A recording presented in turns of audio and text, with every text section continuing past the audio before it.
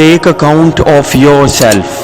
Keep a journal with you, and in it, take account of your actions.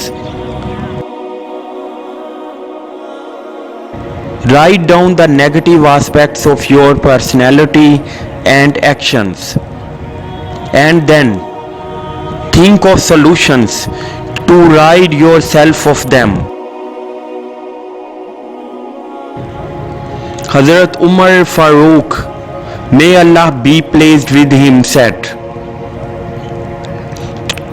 "Take account of yourselves before it is taken of you. Weigh your deeds before they are weighed for you on the day of judgment, and beautify yourself with good deeds for the great display on the day of judgment."